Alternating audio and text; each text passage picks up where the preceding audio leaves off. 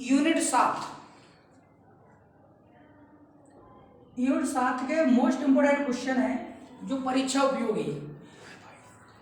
इन क्वेश्चनों से बाहर एक भी क्वेश्चन नहीं आएगा एग्जाम में। ये क्वेश्चन हर साल कहीं कौन सा है कि कौन सा प्रश्न पूछता रहता है परीक्षा में, एग्जाम में कौन सा एक न एक क्वेश्चन इन्हीं से आ जाता है। तो देखो पहला क्वेश्चन है अपना कि निरोधी विभव किसे कहते हैं। तो निरोधी विभव क्या है कि एनोड प्लेट पर वह ऋणात्मक विभव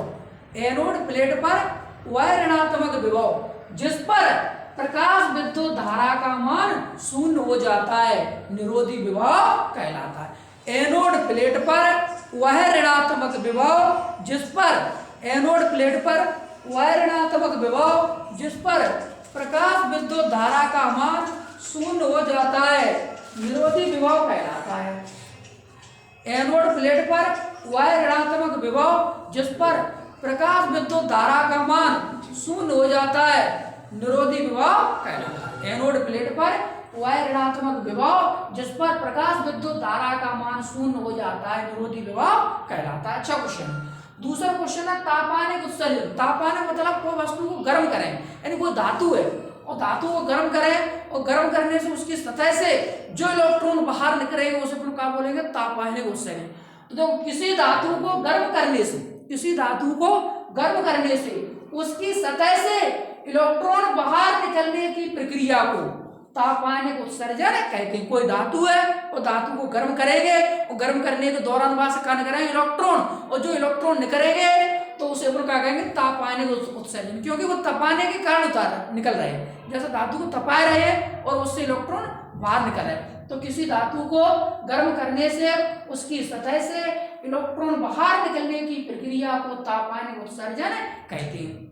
अगले क्वेश्चन है प्रकाश विद्युत प्रभाव, मोस्ट इंपोर्टेंट है। तो प्रकाश विद्युत प्रभाव क्या है कि जब किसी धातु की सतह पर उचित तरंग दैर्घ्य का प्रकाश आपतित होता है, जब किसी धातु की सतह पर उचित तरंग दैर्घ्य का प्रकाश आपतित होता है तो उसकी सतह से इलेक्ट्रॉन बाहर निकलने लगते हैं। इस घटना को तापानिक उत्सर्जन कहते हैं और इस प्रभाव को प्रकाश विद्युत प्रभाव कहते हैं। ठीक। अच्छा क्वेश्चन है, जब किसी धातु की सतह पर उचित तरंग दैर्घ्य का प्रकाश आपतित होता है तो उसकी सतह से इलेक्ट्रॉन बाहर निकलने लगते हैं। ठीक है। इस घटना को तापानिक उत्सर्जन कहते हैं और इस प्रभाव को प्रकाश विद्युत प्रभाव कहते हैं। अगला जाके नियम भी आ जाता है कि प्रकाश विद्युत प्रभाव के नियम लिखिए।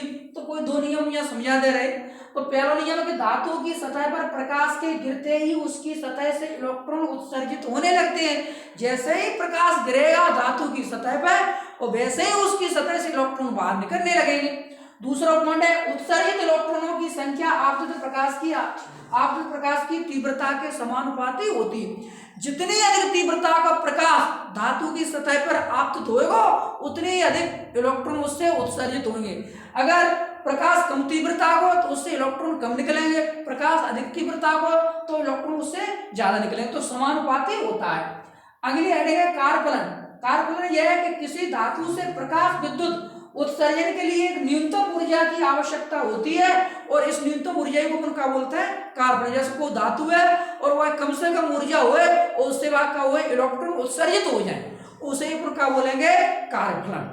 अगली है कि दहलीय आवृत्ति, कि वह न्यूनतम आवृत्ति जिससे कम आवृत्ति के प्रकाश से धातु की सतह से इलेक्ट्रॉन उत्सर्जित नहीं होते हैं, चाहे प्रकाश की तीव्रता कितनी भी क्यों ना हो। इस न्यूनतम आवृत्ति को अपन क्या कहेंगे, दहलीय आवृत्ति कहेंगे। इसे न्यू जीरो से व्यक्त करते हैं। ठीक है। तो ये अपनी कारफलन। अगली हेडिंग अपनी डी ब्रोगली तरंग है। तो डी ब्रोगली तरंग क्या होती है, जो डी ब्रोगली ने जो बताई थी कि ये कण है और कण के साथ क्या जुड़ी रहती है, तरंग जुड़ी रहती है। तो देखो डी ब्रोगली के अनुसार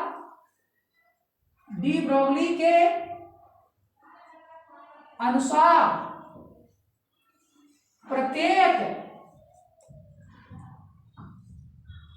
गतिशील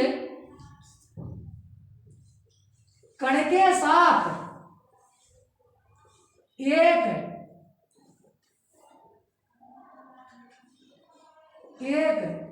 तरंग जुड़ी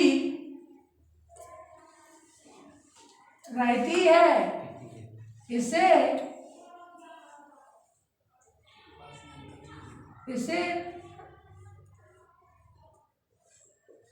डी ब्रोगली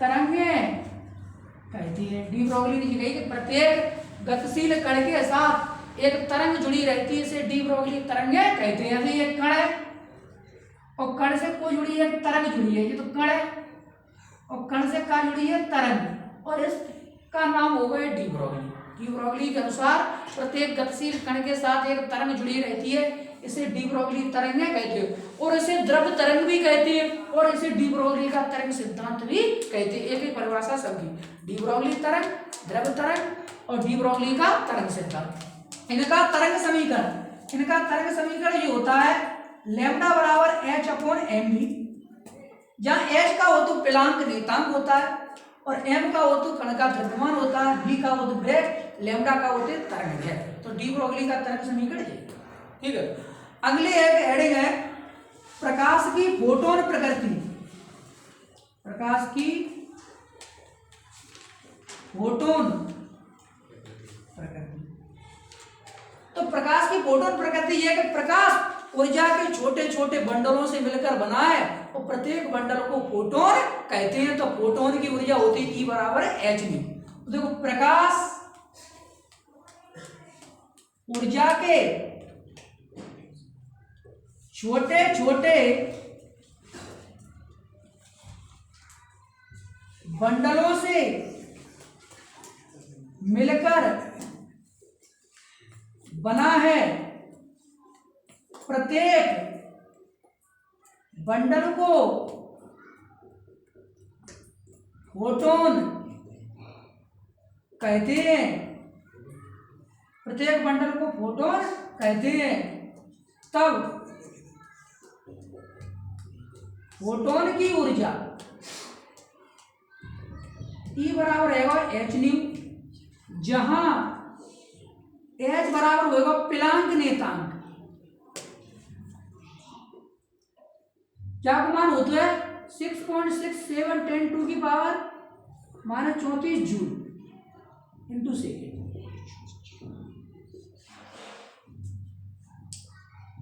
और न्यू बराबर प्रकाश की आवृत्ति